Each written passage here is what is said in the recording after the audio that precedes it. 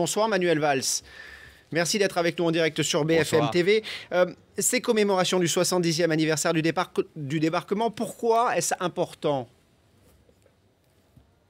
Bon, c'est un moment important d'abord pour se retrouver autour de la mémoire de tous ceux qui ont combattu, de tous ceux qui ont perdu leur vie. Je pense évidemment aux militaires, mais aussi aux civils, auxquels le président de la République va rendre un hommage tout particulièrement demain.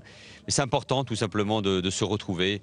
La France célèbre aussi sa liberté. Et ces valeurs, elles sont dans un monde trouble, comme celui dans lequel nous vivons. Ces valeurs doivent être célébrées sans nostalgie, sans tristesse, mais avec de la joie, du recueillement, de la reconnaissance. Et ces Anglais, ces Américains, ces Canadiens, ces Australiens, ces Néo-Zélandais qui sont là avec tous nos compatriotes, célèbrent au fond ces mêmes valeurs qui sont des valeurs universelles. Demain, 19 chefs d'État et de gouvernement seront présents en Normandie. Pourquoi est-ce que ce 70e anniversaire du débarquement est si particulier ? Sans doute parce qu'il y a des vétérans qui sont là.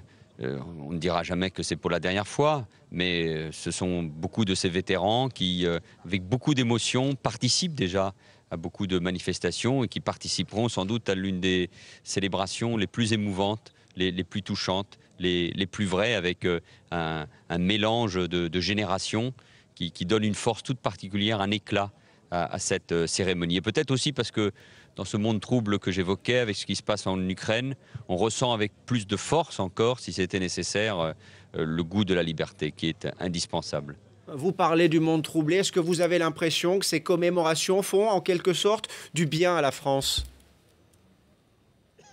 Oui, elles font du bien à la France. La France est un grand pays. Vous savez, je suis venu il y a déjà 15 jours ici en Normandie avec Bernard Cazeneuve, le ministre de l'Intérieur, le président de la République qui était dimanche dernier. On le ressent ici. Les gens sont fiers, sont très fiers. Les Normands et tous ceux qui viennent ici, il y a un monde fou, il y a des dizaines de milliers de personnes qui ont assisté au feu d'artifice. Les gens sont fiers d'être français. Et il faut être fier de notre pays, de son histoire, de ses valeurs, mais de sa force aussi pour préparer l'avenir, pour affronter les défis du monde. Et moi, je suis très fier d'être le chef du gouvernement de ce grand pays qu'est la France et qui se retrouve demain et qui doit avoir davantage confiance en lui-même. Et si pendant ces quelques heures, on peut aussi faire passer ce message, tant mieux, au-delà évidemment du moment, du recueillement. J'accueillerai demain le Premier ministre britannique, la reine d'Angleterre et le prince Charles à Bayeux pour un moment aussi très important. Donc c'est important que l'Europe et la France, avec nos amis, nos alliés américains, commémorent ce moment très très particulier. La liberté retrouvée,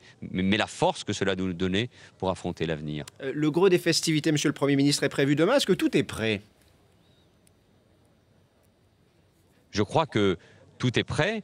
Nous avons visité avec le ministre de l'Intérieur et le préfet de région le PC, le poste de sécurité, où tous les services de l'État, les armées, la gendarmerie, la police, les sapeurs-pompiers, les services de la préfecture, les bénévoles sont là. L'État, les services publics donnent le meilleur d'eux-mêmes. Et on peut être très fier de cette capacité d'organisation. Les bénévoles, les élus, les maires qui sont impliqués avec aussi beaucoup de fierté, d'envie, de faire connaître par ailleurs cette magnifique région qu'est la Normandie, ces sites splendides, mais aussi la marque, les stigmates de la guerre, ces villages, ces villes qui ont été rasés, ces hommes qui ont donné leur vie pour notre liberté.